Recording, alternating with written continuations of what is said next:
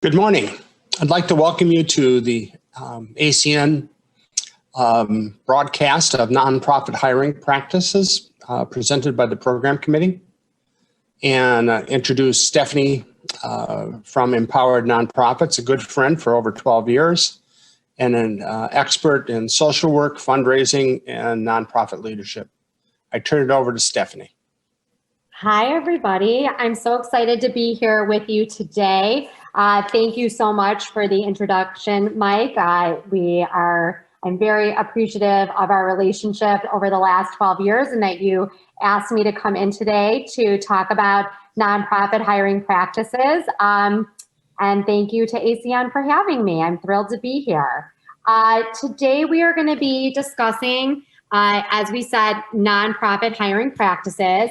I will speak for approximately 40 to 45 minutes, and I have a bunch of slides to get through and information to share. There is the chat column on the right-hand side. Please feel free to add your questions in along the way. If I can get to them during the course of my presentation, I will be happy to answer them as I'm going along. If I can't get to them, we are going to have a Q&A at the end as well, and we'll try and get to those during that period of time. So thank you again, and we're going to get started. Shelby, can you go to the first slide? Excellent. Thank you so much. Hiring decisions are very challenging. And to undertake a thorough search requires a lot of time and energy and expense, whether that's staff time or paying a recruiter, and it requires a leap of faith. It's really impossible to be 100% certain that your chosen candidate is going to perform well in the new role. However, executing a disciplined, rigorous search process, as I'll talk through today, will help you mitigate those risks. So I'm going to walk you through an 8-step process, which will basically lead your organization to bringing on your next superstar. Okay, so the first thing that we're going to do, Shelby, if you could go to the next slide, is that we are going to build a hiring team.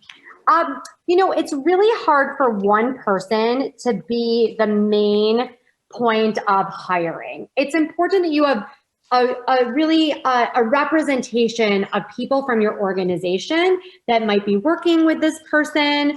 And so we want to be sure that no person is an island, and this goes for recruitment. So don't try to do it alone. You're going to benefit from sharing the workload, and you're also going to benefit from sharing different opinions. People are going to bring different pieces of feedback to you. The interviewee might respond differently to different people on your team. So make sure that you have a comprehensive group, and make sure you do that early in the process so that's streamlined throughout. So we're really trying to suggest that, sorry about that. So here we go.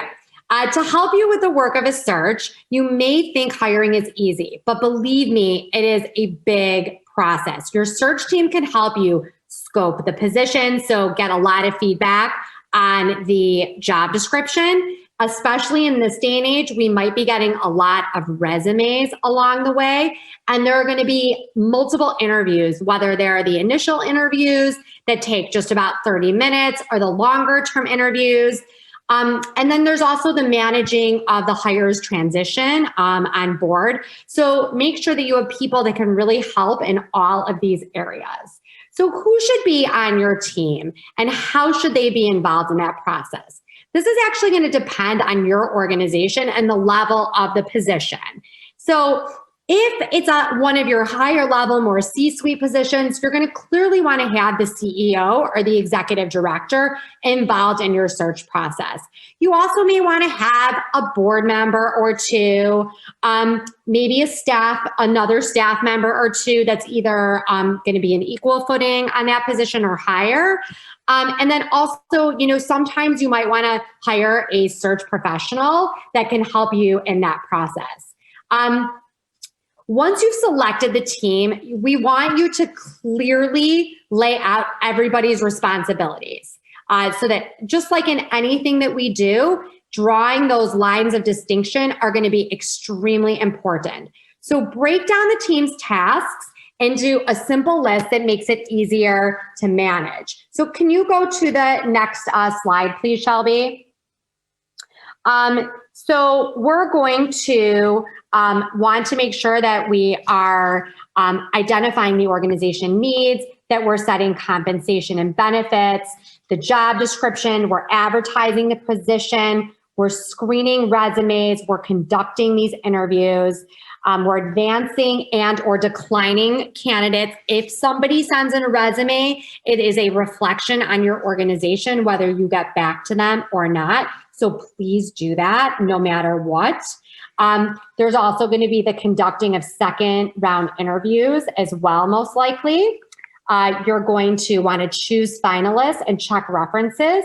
An offer will be made in the process, and there will most likely be some sort of negotiating that goes back and forth between you. Once again, an important reflection on the organization is making sure that you are declining the finalists and getting back to them. And also, you want to thank everybody who helped in the search, and then also that important process of onboarding. How are we setting that person up for success when they enter into the organization? So that is really, I can't tell you how many organizations have found it, both actually with board and staff members, where they enter in and there's really not a clear line of how they are getting up to date with what their responsibilities are, meeting people in the organization, making sure that they understand the breadth of your program and your services.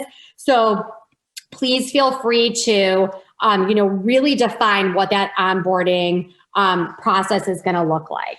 Okay. So the next piece, please, Shelby, if you could move on, writing the job description. As a part of putting your hiring team together, you will consider your organization's needs and what gaps this position is going to help fill. And so once you know what those are in a brainstorming session, make sure you identify all of those items. This will then allow you to lead toward creating a job description that's going to really benefit your organization. Remember, make it clear, make it comprehensive, and that is going to be key to attracting candidates who are going to fill the role in the right way instead of just really receiving a dump of resumes along the way. That we want to avoid that. Shelby, can you move on to the next slide, please? Okay, so how are we going to write a really, really great job description? So we want to develop a clear sense of the qualifications. If you need somebody who, in there that has 5 to 7 years of experience, make that clear, but also understand what somebody with 5 to 7 years of experience requires. What skill sets might that person already have? So make sure that you really understand what 5 to 7 years of experience actually means, because that's also going to help determine the type of candidate that you get and the salary requirements that they think that they should be getting as they're applying for this position. And characteristics, culture fit is also super important. I'm starting to really guide a lot of organizations and making sure that your culture and who you are as an organization is well reflected in your job description. I think it gives somebody a really good sense of, will I be a good fit in this organization? Make sure at the top that you have an overview of your organization, your mission, the size of your organization. Sometimes the budget is important to keep in there, to put in there. Sometimes how many staff members you have. The location of your organization, especially in today's world where a lot of people can work remotely. Right now, maybe you're going to be hiring remotely, but should then they be prepared to be in a location where the organization is in so that you can then transition them to an in-person position. A lot of organizations are running into that issue right now where people are spending time out of state, or maybe they move their family to be closer to other family members for childcare purposes. So make sure that that you are very upfront with your expectations as it relates to that. Okay, so highlighting those, the reporting relationship is very important. I have a lot of people have been very confused about what that means. And even when promises have been made, sometimes that can get a little confusing. So really think that through from the get-go as to who are they reporting to, who's going to be responsible for reviewing this person and ensuring that they are doing their job.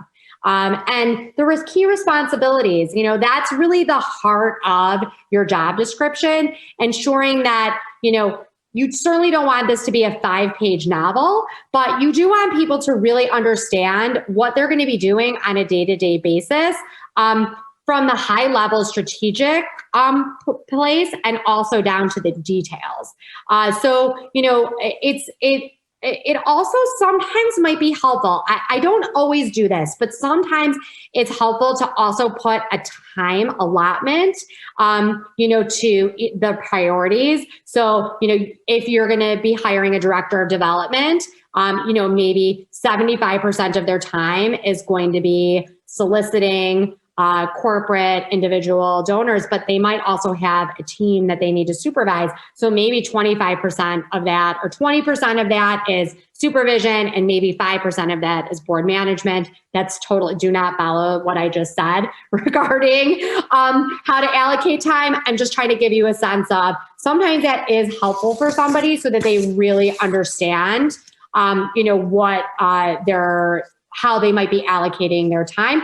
And honestly, I've seen sometimes executive director positions get written where they don't necessarily make that very clear that fundraising is going to be part of that responsibility, and they get in there and maybe they're an operations rock star, and then the board starts to really set high-level fundraising expectations for them, and really they should be spending 50% of their time on fundraising. So it is a good exercise to maybe go through, not necessarily putting it in the job description, but having that for your conversations ready to go so you can really help people understand how they're going to be spending time in their position.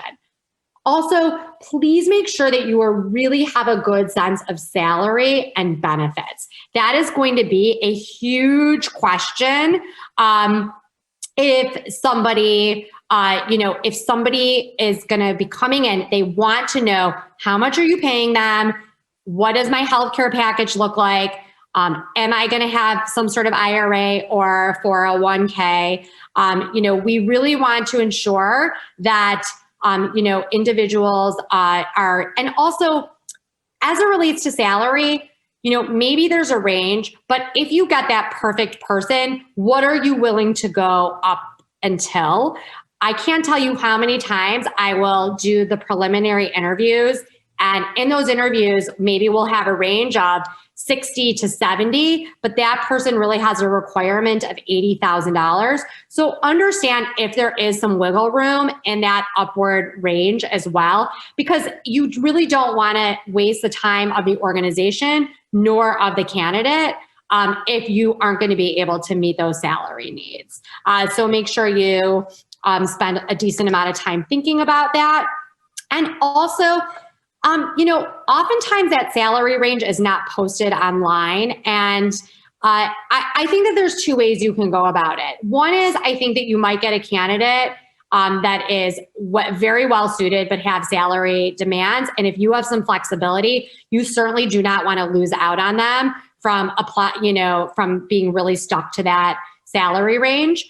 But sometimes it's helpful because it does eliminate, if your salary range is 60 to 70 and somebody sees your job description and they're used to getting paid $175,000, which is totally wouldn't be that way, but even 90,000, you also might want to kind of weed some of those people out as well. Okay, so I am going to now move on. I don't see any questions in the chat as it relates to that. Now we're going to go into sourcing candidates. Okay, here we go. Sourcing candidates are not always easy to find, especially in the nonprofit community.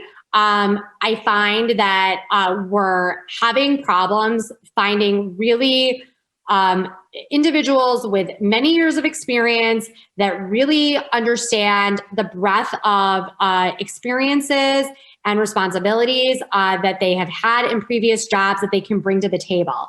So sometimes you really, really might have to get creative, especially in a competitive market. So we don't only want to be thinking about posting the job and waiting for the applicants to come to us. We also want to think about how can we be proactive? How can we get this job out there so that we're also, hearing from individuals that aren't just, on the different types of, there's all these different ways that you can post positions. I personally find that the majority of the positions of the individuals that come in for these positions are through contacts, through people that we know, through combing through LinkedIn and reaching out to people individually. That is how we have ultimately had a lot of success in identifying candidates. So I really, really want to ensure that your committee plays a role in this, and that you also send out the job description to people that are on your staff, and that you also share the job description with other like-minded people that are in your field. So that I often will get, I could send this to somebody that I know. Sometimes they're willing to make a connection for you and actually make an introduction. So really think through who might be out there that can help you, identify who those candidates might be. Also, and like I said, looking through LinkedIn, spending time on job boards, I cannot tell you how essential that has become to identifying candidates. So also, I would recommend you keeping your LinkedIn profile really up to date and connecting to people regularly. You can easily sort through the individuals that you're connected with and see where they are in their career and what types of positions that they're holding. So that often is a very, very positive way to identify candidates. So Shelby, if you could move on to the next slide. So be proactive. Who do you already know? Who do you want to know? Who might be able to help you brainstorm and connect with candidates that you may not know or have access to? And what networks can we tap into to reach who we want to know? So if you graduated from a program, or if you're involved in, membership organizations, those also might be great areas for you to, identify candidates. So don't just wait for them to come to you. That is the main piece that I would like to get through here. Processing and screening. Can we move on, Shelby, to the next slide? Okay, so you and your team have already been thoughtful about the position. You've created the job description. You proactively developed, that outreach strategy, and now your job description is out there. And hopefully, at this point, you are receiving lots of resumes and cover letters to search through. Okay, so Shelby, can you share the next slide, please? Oftentimes, especially in this day and age, you are going to get a stack of resumes, and they are going to be coming in regularly. Let's make sure that the way that you're sorting through these resumes is very organized, and that you have some sort of system that you will basically go through in order to create your interview pool. Okay. So one is, what is your review process? Who's going to review these resumes? What team members are going to help to perform this task? How are you going to organize the resumes? Are you going to have a yes, definitely, a tier 2 pile, which is your maybe pile, and a definitely not pile? How are you going to put them And then who do you want necessarily conducting those interviews? If you put them into a yes pile, can you identify who the best person might be to have that first round interview based on what their resume looks like?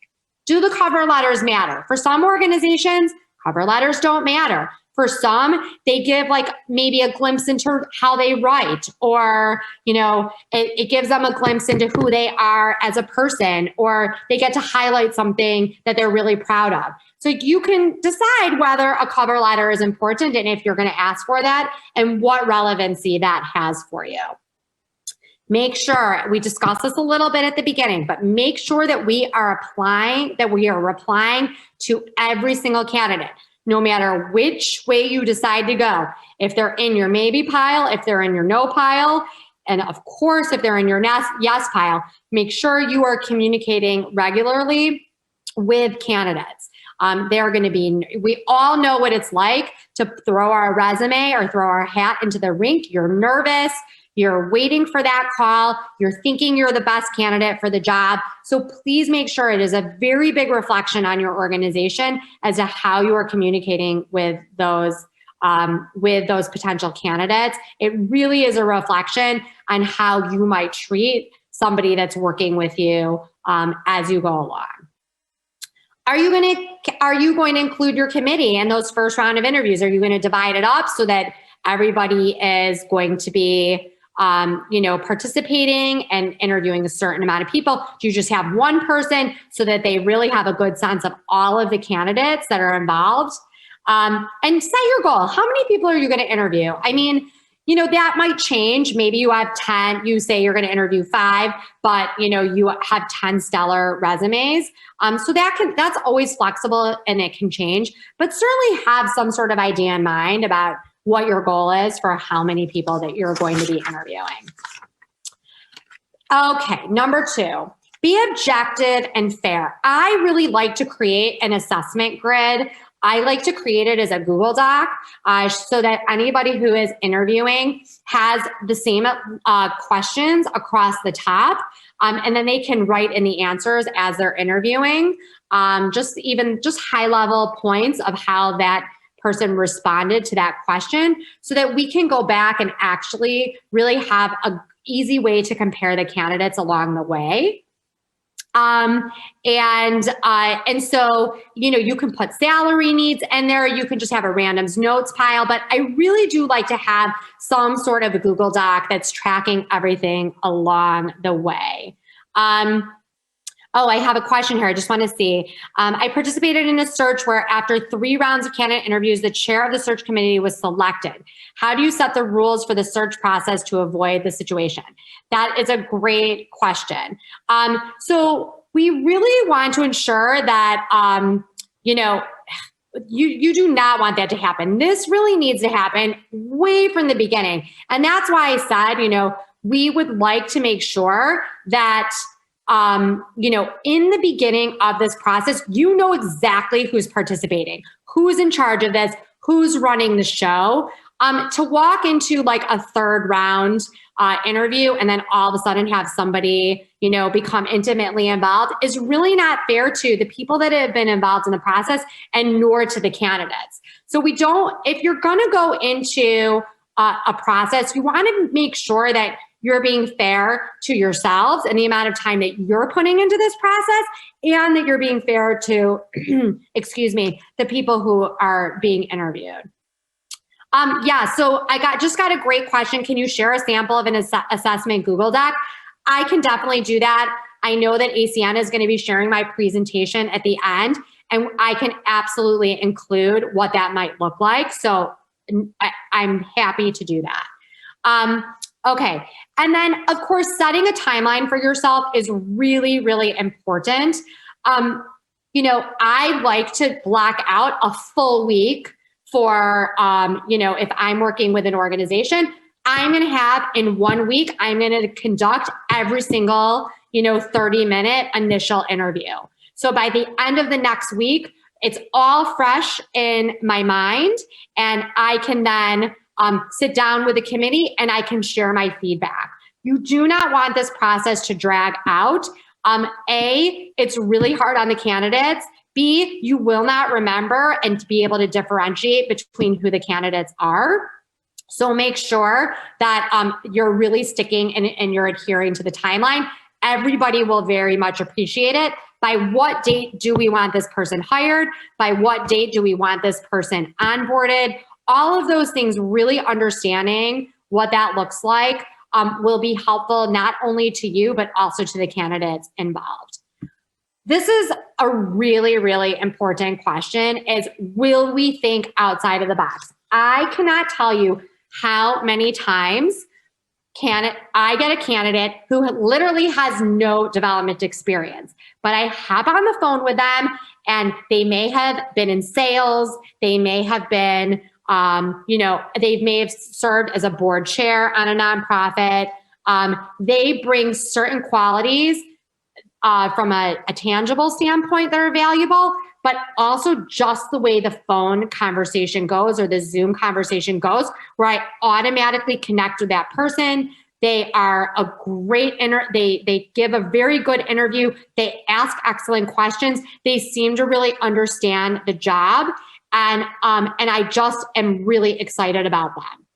So they may not have the 5 to 7 years of those real key details that you're looking for, but they just grab your attention. You have to decide ahead of time if you are going to allow those people to go through the process. There are some organizations that are going to say, absolutely not. We are going to stick to the 5 to 7 years with all of these experiences.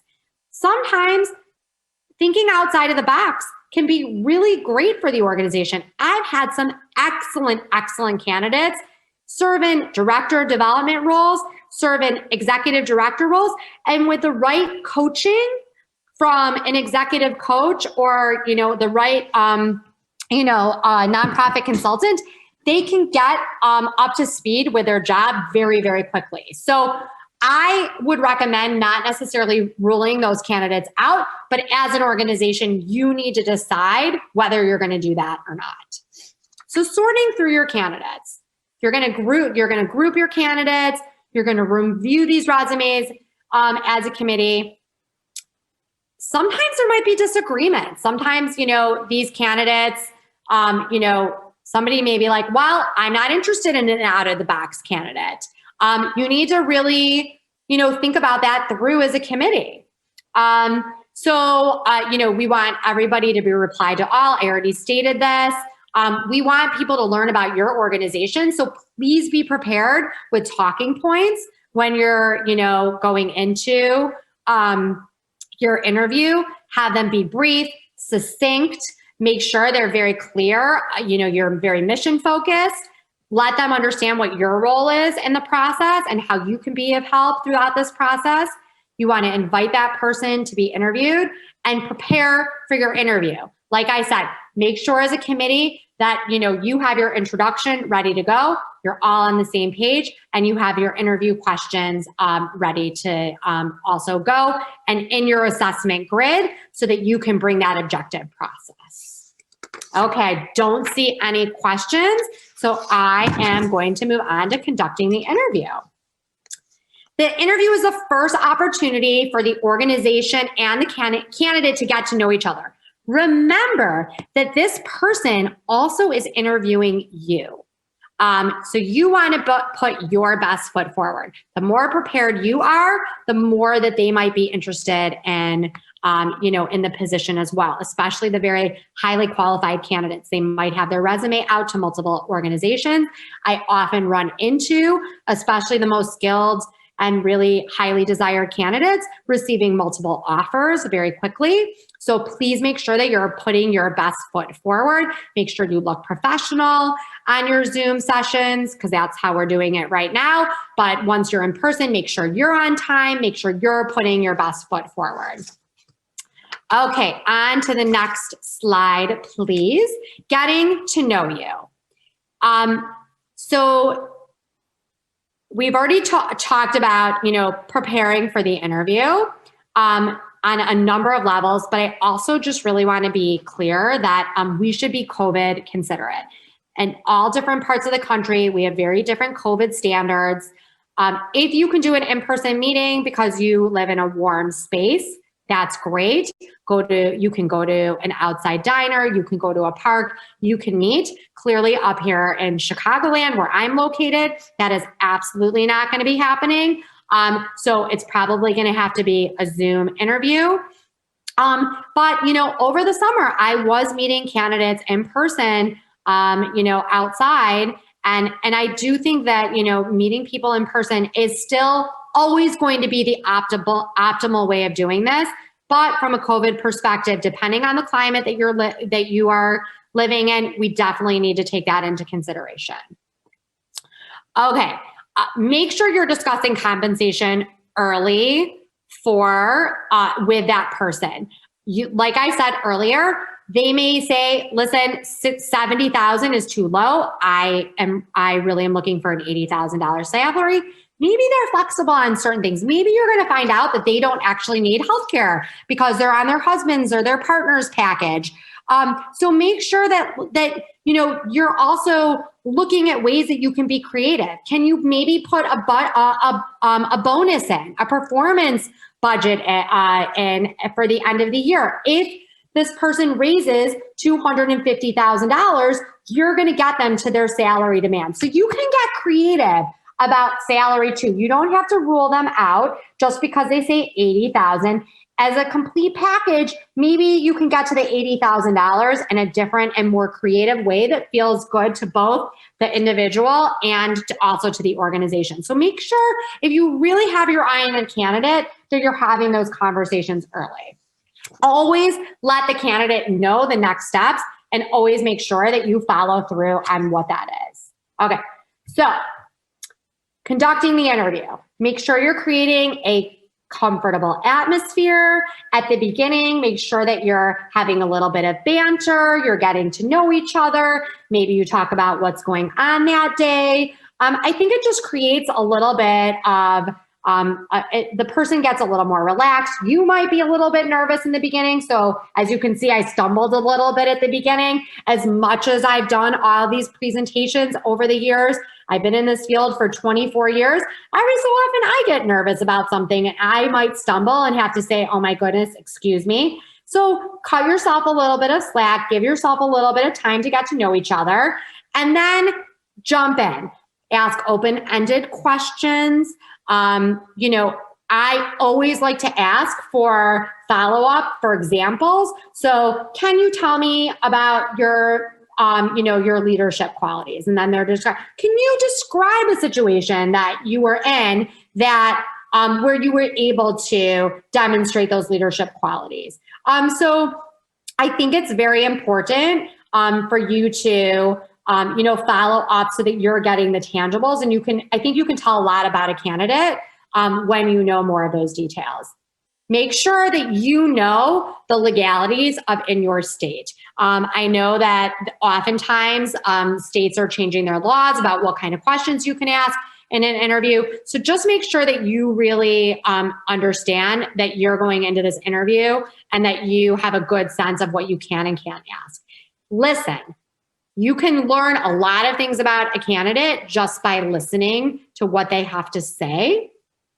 And of course, leave time for questions. I always like to leave about 10 to 15 minutes for questions at the end of the interview. And then I like to leave like 2 or 3 minutes at the end, really for the niceties and to be able to share what the next steps are. So make sure that you're really doing a good job wrapping things up. You don't want to be rushed. Leave time in between interviews. If you got an amazing candidate that you just want to keep talking to and they have time and you have time to keep talking to each other, that's amazing. So give yourself time in between interviews so that you're not in back-to-back. It's so uncomfortable when, one candidate, is there and then the other candidate walks in. So just make sure that you're giving some time for that. Okay. And then post-interview analysis. Are they going to be a cultural fit? Could you see them fitting in with your organization? But also be careful, about, the thank you note matter. I have had some really amazing candidates that forgot to send a thank you note, and they turned out to be amazing employees. You have to decide how much thank you notes are going to matter to you. Honestly, they're the gold standard. I mean, there's just no doubt about it. But I've also had really terrible candidates who send the most beautiful thank you notes that have turned into, not be great employees. So, decide how much you're going to weight the thank you note matter. Some organizations really, really that becomes essential, and they rule candidates out as a result of that. So just take it on a case-by-case basis is what I'd like to say to that. And once again, make sure that you are replying to everybody. Okay, next slide. Oh, this is a really important point. We want to encourage internal candidates. It's an opportunity for people to see themselves in a role that they may not have necessarily considered before. So definitely encourage applications from within, but make sure that you are setting very clear expectations, because if you allow somebody internally to participate and then they end up not getting the job for whatever reason it is, that can sometimes really be an issue within the culture. I've had candidates who have come in, they had no idea that there were internal candidates that were applying, and then they get there, and then that person that internally that did not get the job, they can sometimes cause issues for that new candidate. I have seen it time and again.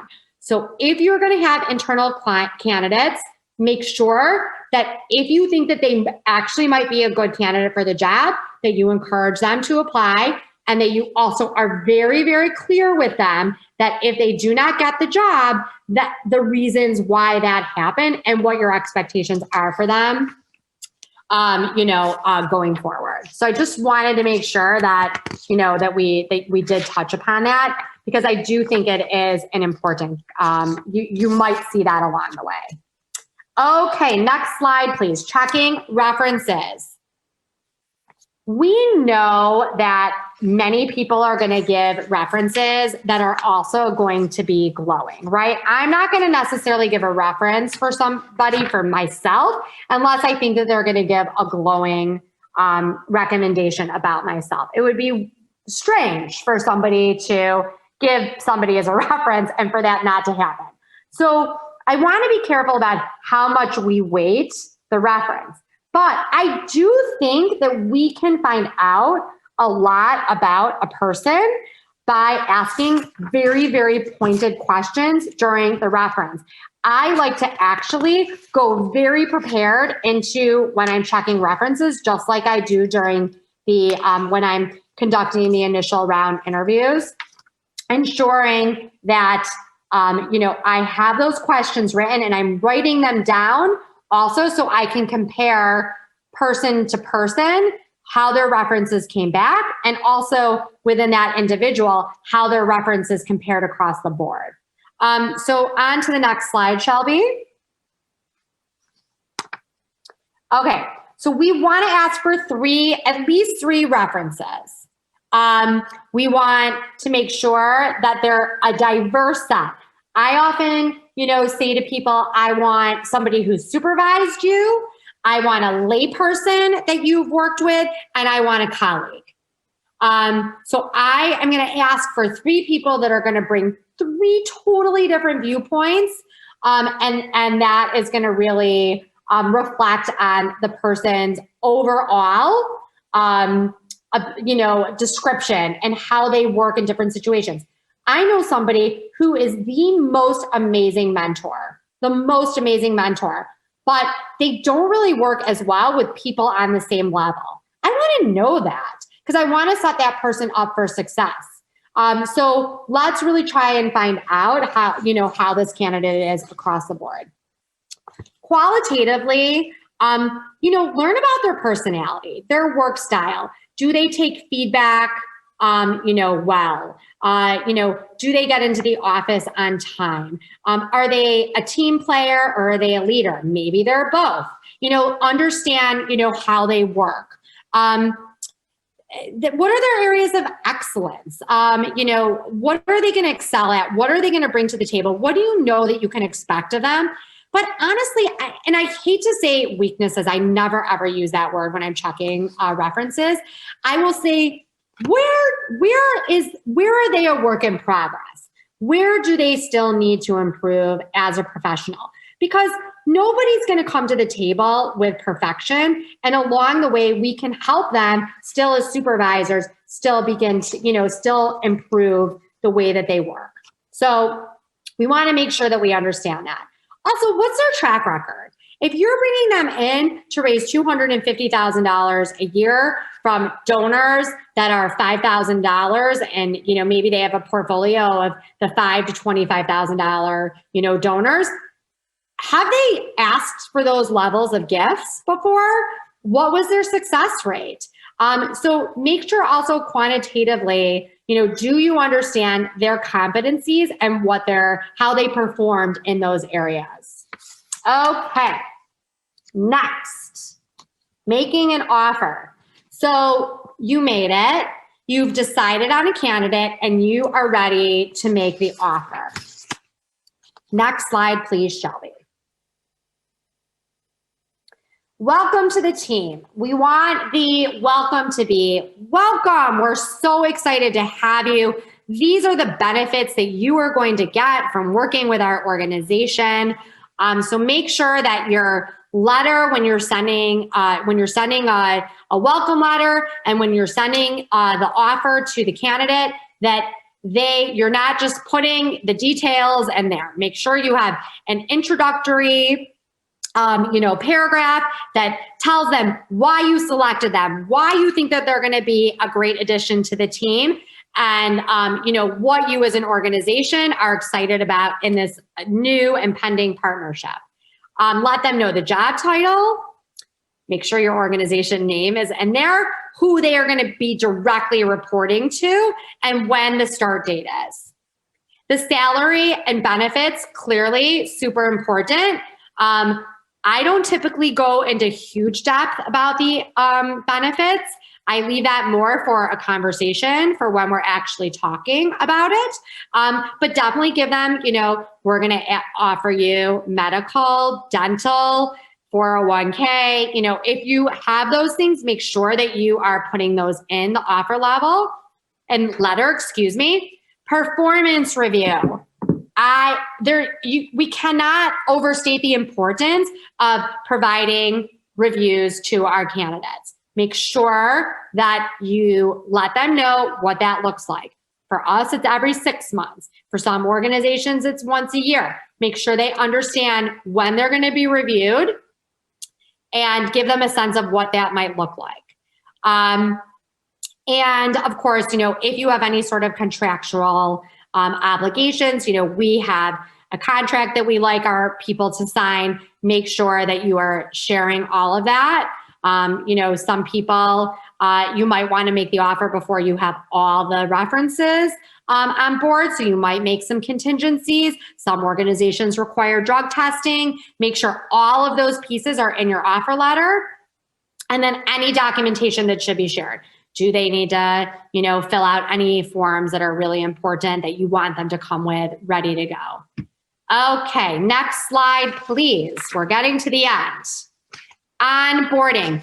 I really cannot, I know I said it before, but I am going to emphasize the time and effort that you put in to onboarding somebody. Do not just have them show up on day one and think that a full day of showing them the ropes is going to be enough. Onboarding really takes probably time over the course of like a 6-week period. So make sure that you are really understanding what somebody needs in order to be successful in your particular organization. Are they going to be working in a department of 10 people, of 30 people, of 5 people? Make a list of everybody that they should be meeting with. Give them their contact information. Help them figure out who's going to be helpful in what ways. Help them understand, the different departments and how they play a role. Maybe they should be meeting with people in different departments so that they really can get to know the breadth of the services that are provided. Set up interviews for them with clients. It's your job to ensure the success of this person. If they come to you after 6 weeks and they still don't really understand what they should be doing, that is not, most of the time, that is not on them. That is on us as the hiring organization. So Shelby, can you go to the next slide? So make sure that your hire feels at home. Give them the plan, the onboarding plan that they need. Help them outline their first 6 weeks.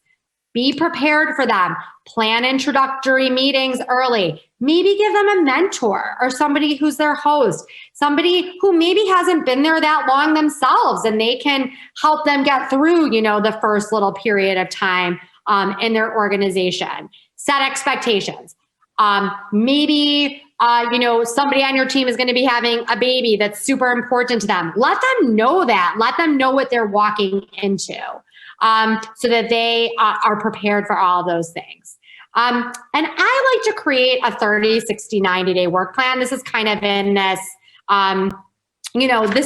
this falls into, that 6 week, outline that I was talking about.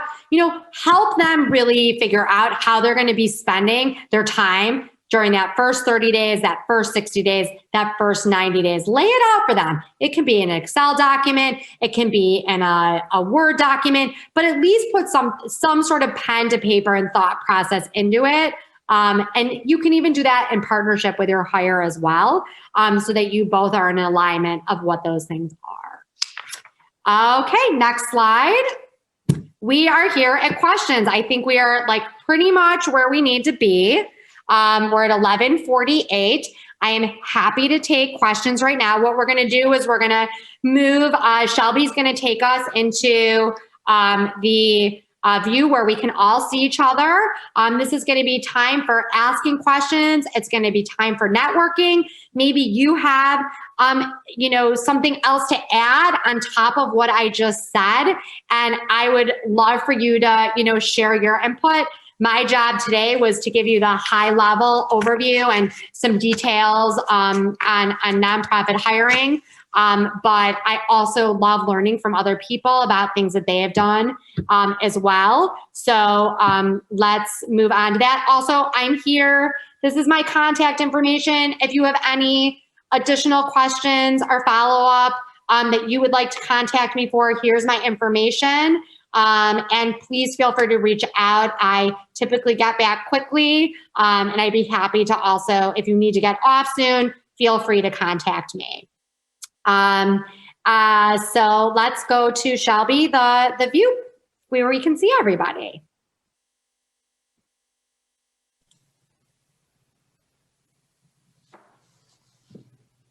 Okay. Hi, everybody.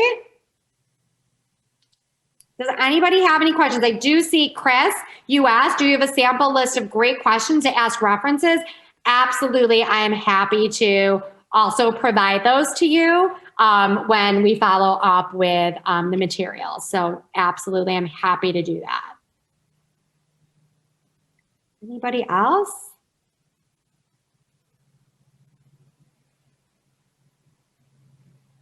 Yeah, we're waiting for people to turn their video back on. Okay. But there's a question I asked. It seems that there are some nonprofits that advertise every year for the exact same position. It would seem that they might need some advice how to evaluate that position, what the expectations are, and how you're going to support that new hire. If as you mentioned in your presentation, if someone's raised a lot less than what the goal is, how are you going to support them to get them up to where they need to be? Or are you setting them up for failure? So, question. So the question is more about the organization and why they might keep putting that job description out there year over year. Is that the question? Yes. Okay. So number one, I think there's a couple of red flags if an organization year over year is posting for a position. I don't necessarily think that that's candidate related. To me, that would mean more that there's an issue somewhere within the organization that they are maybe not providing the right support. Maybe there's somebody inside the organization that's toxic. I think that, we actually did work with an organization like that had hired 2 directors of development with us. And so we actually went and talked to the candidates that we had previously hired and said to them, can you please provide some confidential information as to why you're leaving? We conducted our own exit interview because we didn't want to do the search again for that organization if this person was going to be hiring people and then there was this toxic environment there. And that is what it ended up being. So we did have to provide feedback to the board and to the staff leadership that the reason why people were leaving, and they were frightened to say that on their way out for, fear of their own reputation. So I do think we need to look at internally, if people are not being successful, and that's why I said onboarding is so important. And also why I said that the upfront strategy about what this job position is and who they're reporting to and all of the key, deliverables that you expect from them, that you really, really consider all those things so that we're setting that person up for success in an organization. Does that help, Mike? Is that an answer to your question? It's a fair answer, yes. Okay, great. I do see something on the side, Libet. I hope I pronounced your name correctly. Was that right? Libet, I'm sorry. So you asked about what about checking friends inside a candidate's organization for references? I mean, I do that all the time. I call them my off-the-record reference checks, where I will call and I will say, what do you think? Now, you do not want to put that person's job at risk if their job search is confidential. So oftentimes what I will do is find people that are not necessarily in that organization with them, but maybe somebody that if you look at their LinkedIn, you can see maybe some, a job or 2 before maybe connected with that you call those people. And you find out, you can get an off the record. If you're getting a red flag or a weird sense, you can always do that. Remember, looking online too is also really important way to check people out. I mean, we have super sleuths on our team who will literally, look at their social media, make sure that they're not posting things that are inappropriate, that you wouldn't, do you want that person representing you, with their social media posts or what they're saying politically or, all these other things. I think people are really learning that the hard way, right? Especially right now, they're starting to get kicked off of social media platforms for, the things that they're saying. Like, we have to make sure that, we're having a responsible, we're doing our responsibility also by kind of doing our own informal search online. Is that helpful? Thank you. Okay. Did that answer your question? Mm-hmm. Okay. Just be careful, like sometimes people are leaving for reasons we don't know. So we don't want to out them, that they're looking for a position and put them in a weird position. I want to remind everybody, you're all eligible to ask a question if you'll unmute. And also it gives you a chance to network as we go through this. But we can't see who you are unless your camera is on. We'll have your picture and your name anyway. Also, maybe one thing that we can do if you don't want to, put your camera on for whatever reason, maybe, and you want to stay on mute for whatever reason. I totally got it in this day and age. Sometimes you're sitting in on a webinar or training and you have a million things going on in the background with kids or whatever. But if you could just in the chat, just maybe write in was this helpful? Was there something that you walked away with from this that, you learned today, or that, was a new piece of information that you're going to bring back to a search process? I think that would be great if, some of you could just, if you can't come off, of mute or, show your camera, it's just a way to maybe participate along the way, or even just one word. Sometimes I like to do that too. Like, what's one word to describe how you're feeling right now? This is Kris. I'll start. Kris Torkelson, there's my photo up there. I like what you said in the beginning about the job description, taking the time to put the percentages of how much time is spent on what area of work. I'm an HR consultant and I do a lot of search work, and I have found that really is a helpful piece to actually have better success with making a better hire. Because when a person has a much clearer picture of the job, when they go into a job knowing that 80% of that job is data entry, versus thinking they see data entry on that job description, everybody, thinks, oh, well, sure, I could do a little data entry, for instance. But, is excited about taking a new job, but looks at it with rose-colored glasses.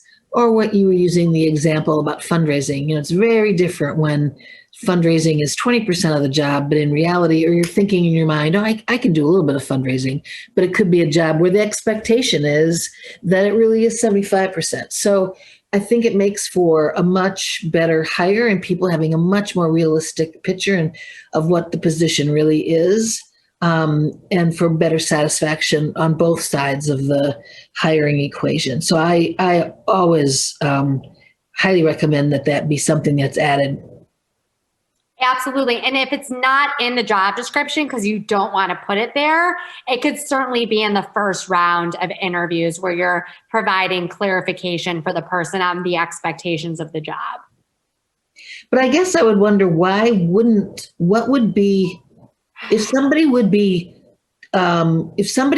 interested in a job of applying for a job because it was somehow written that way, then they wouldn't be interested in the job.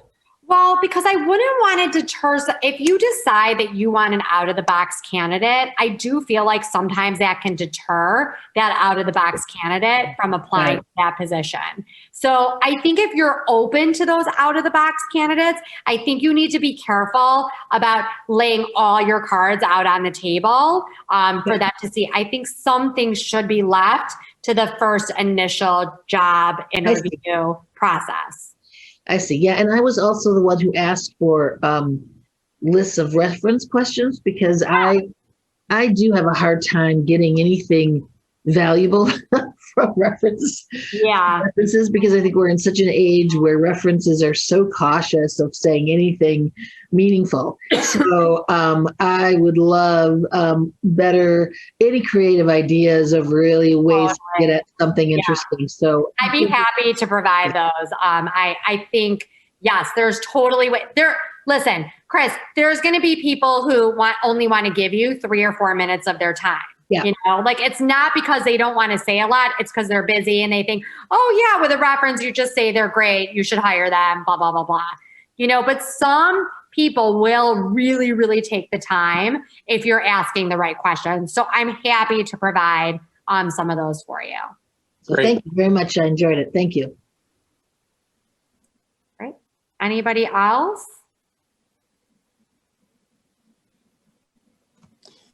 I hope everybody's been attending the new member orientations. Whether you're a new member or not, it's a great way to network with the new members that are coming in and get to know them. February 3rd, we're doing a presentation with Ask the Consultant with Forefront. And the topic is how to use data and data analysis to help you do your job. February 18th, our next virtual networking, and that's been working real well. And then we've just announced a new partnership with the Learning Labs, and dates from them will be coming on. So I think look forward to everything. And if you're really planning out, June 17th is our virtual annual meeting. And that'll be fun, networking opportunity, information, and doing all the business that we need to do annually to stay as an organization. So thank you for attending. Thank you everyone so much. Thank you for having me. I really appreciate it. And once again, feel free to reach out if you need anything. And have a good day. Please be safe.